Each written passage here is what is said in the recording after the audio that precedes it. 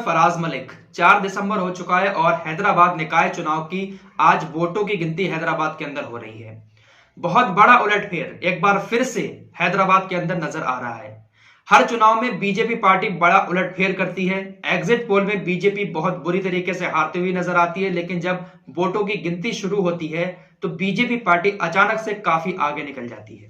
बिहार के अंदर भी आप लोगों ने देखा होगा ना कि जब चुनाव हुआ था तो जब एग्जिट पोल के नतीजे आए थे तो हर मीडिया चैनल्स ने, यहां तक कि रिपब्लिक भारत जैसे चैनल्स ने भी बीजेपी को हरा हुआ साबित कर दिया था।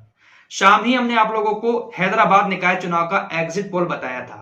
पिछली बार जब 2016 में निकाय चुनाव हुआ था हैदराबाद के अंदर तो बीजेपी को सिर्फ 4 सीटें मिली थी और जो टीआरएस है वहां की सबसे बड़ी पार्टी उसको 99 सीट मिली थी और ओवैसी की पार्टी को 44 सीटें मिली थी। लेकिन कल शाम ही हमने आप लोगों को जो एग्जिट पोल बताया था उसमें हमने कहा था कि बीजेपी ज्यादा से ज्यादा खिंच गई तो 8 या 10 सीटों पर चली जाएगी, क्योंकि जिस तरीके से कंपनियों ने सर्वे किया था, एग्जिट पोल किया था, तो उसमें टीआरएस और एमआईएम सरकार बनाते हुए नजर आ रहे थे। लेकिन अब जो आंकड़े आ रहे हैं वो वाकई में हैरान कर देने वाले हैं। बहुत बड़ा उलटफेर, एक तो उलटफेर होता है, एक बहुत बड़ा उलटफेर एग्जिट पोल के नतीजों से अलग दिखाई दे रहा है।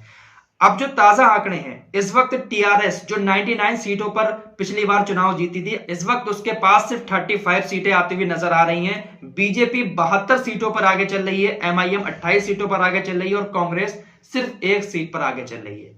तो बीजेपी 72 सीटें, कहां 8 और 10 सीटें आ रही थी, कहां 72 सीटों पर आगे चल रही है और हो सकता है कि यह आंकड़ा और भी ज्यादा बढ़ जाए।